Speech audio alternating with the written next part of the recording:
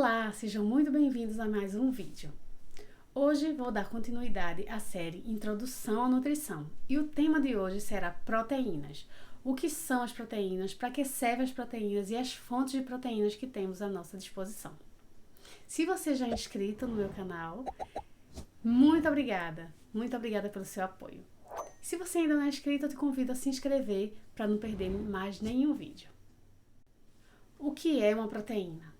A proteína é um macronutriente essencial. Isso quer dizer que precisamos em grande quantidade no nosso corpo.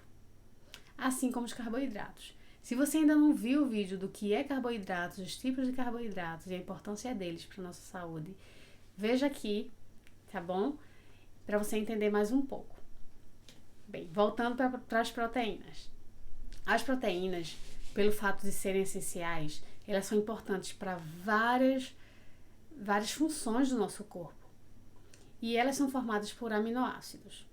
Nós podemos produzir esses aminoácidos naturalmente no nosso corpo ou adquiri-los por meio da alimentação.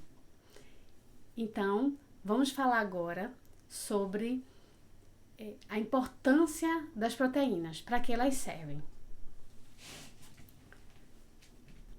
As proteínas, elas servem na produção de anticorpos.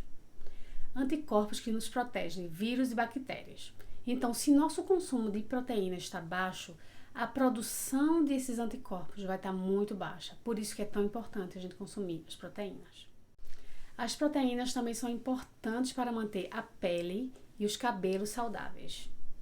Você já deve ter ouvido falar do colágeno. O colágeno é uma proteína que evita o aparecimento de rugas e deixa a nossa pele firme. E para os cabelos, a queratina. A queratina é essencial para que o cabelo fique saudável, brilhoso, macio.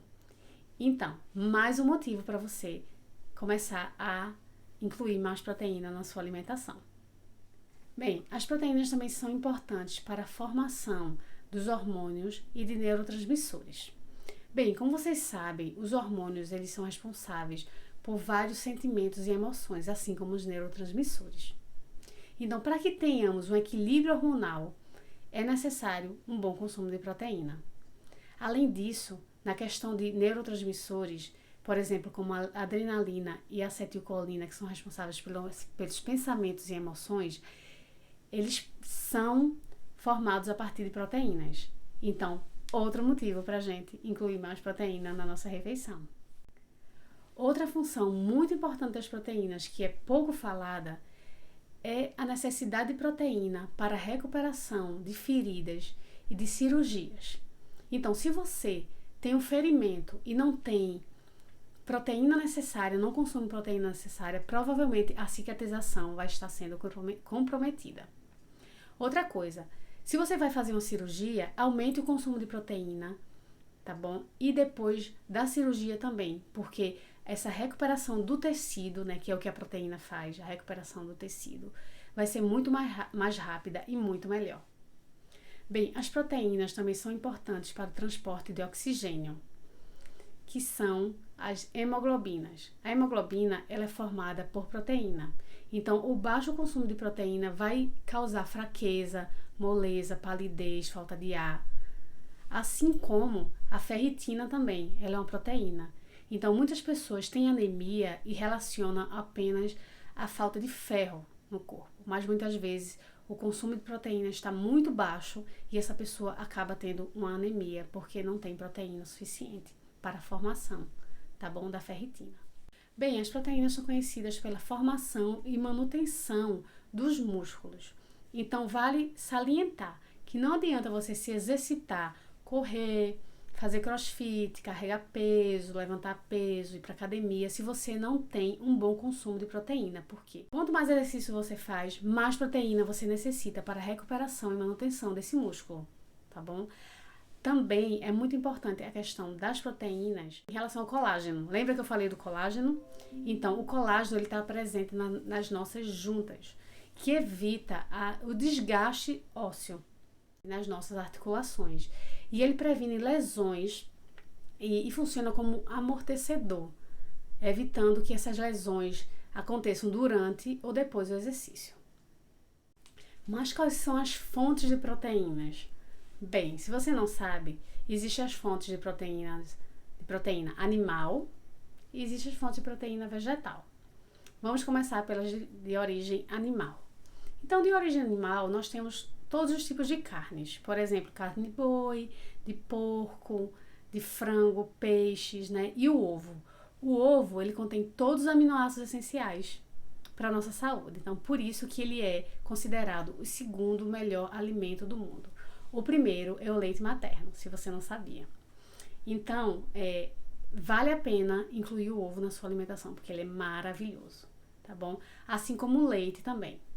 Outra fonte de proteína são o whey protein, o colágeno, né, que é uma proteína, tem menos quantidade de proteína, tá bom? O colágeno industrializado, ele tem pouca proteína, mas tem ainda. E o whey protein é proteína pura.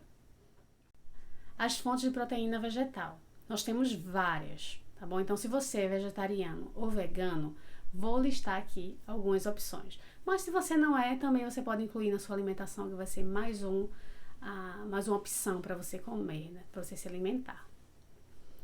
Então, a farinha de lentilha, por exemplo. A farinha de lentilha, ela é rica em proteína. A cada 100 gramas de farinha de lentilha, você tem 28 gramas de proteína. Assim como a semente de abóbora, a chia, nozes, o feijão tem proteína, mesmo tendo um pouco de carboidrato, ainda tem proteína. Por exemplo, a aveia também é rica em proteína. Muitas pessoas sempre atribuem a aveia apenas a carga glicêmica, né? A questão do carboidrato em si, mas ela também é rica em proteína. O tofu, por exemplo, o tofu você pode... muita gente não gosta muito do tofu, mas você pode temperá-lo, né? Porque ele não tem um gosto específico, é como se tivesse gosto de nada.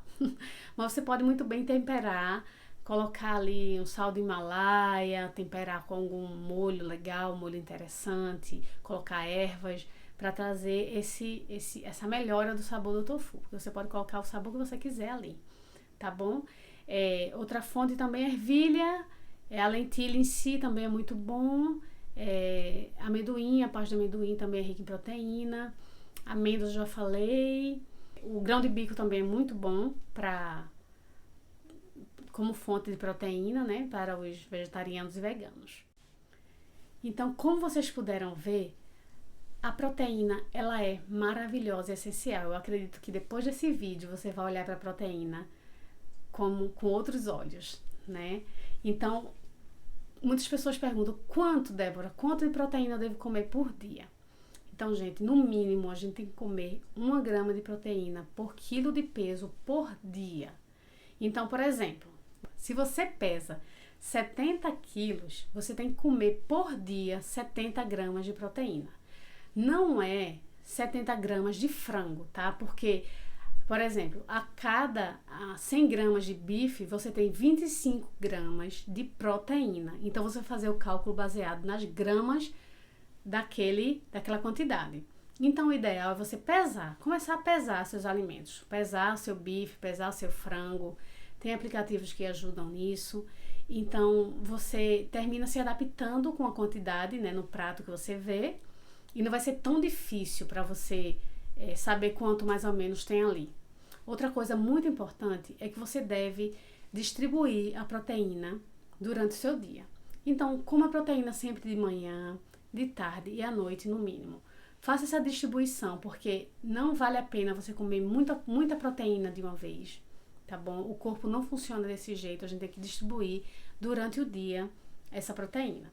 Então, come uma quantidade de ovo de manhã, um bife de tarde, à noite um frango, um peixe frito, ou faz uma papa de aveia pela manhã, coloca um ovo a mais para dar, né, um aporte legal de proteína ali para você consumir.